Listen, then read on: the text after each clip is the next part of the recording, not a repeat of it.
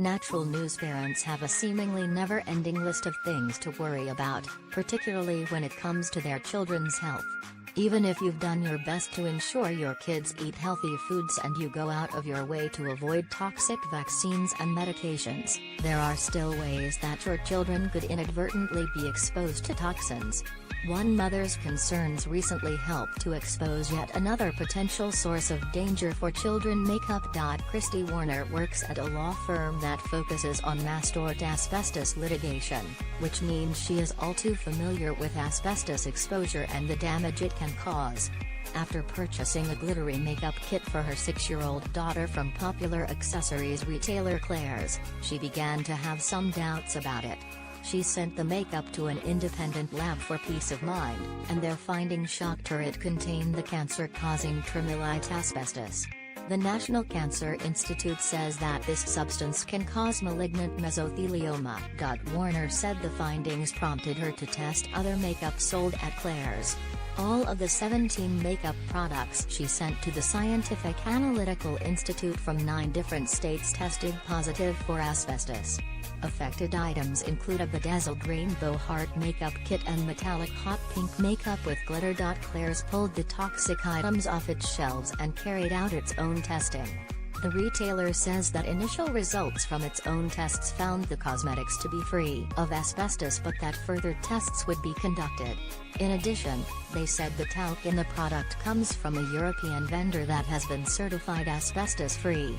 In the meantime, they are offering returns for those who feel uncomfortable. The lab that found the asbestos in the Claire's products, Scientific Analytical Institute, also found asbestos in products such as blush sold by the teen retailer Justice this year. Justice's own tests did not find asbestos.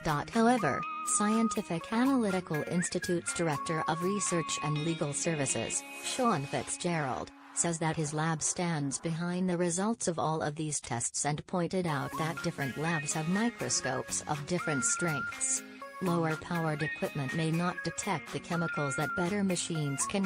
When discussing the asbestos found in the Justice blush earlier this year, Fitzgerald said that the exposure could cause children to die an untimely death in their 30s or 40s and pointed out that the fiber breathed in by a 10-year-old would still be present in their body at age 50. The Justice blush product also tested positive for 4 heavy metals. The law firm that Warner works for has said that it will not take legal action against Claire's if they do the right thing by admitting the contamination, recalling the products, and cutting ties with the vendors at fault.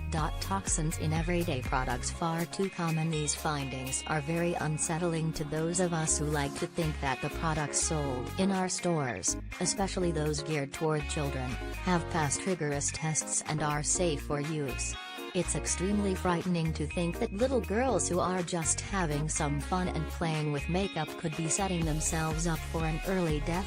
This case shows how useful independent lab testing can be in uncovering dangers in everyday products. In his book Food Forensics, Mike Adams, the Health Ranger, exposes the hidden toxins in groceries, dietary supplements, protein powders and spices found after exhaustive testing using state-of-the-art scientific equipment. It might be upsetting to learn just how toxic many of the products we come into contact with on a regular basis truly are, but it's also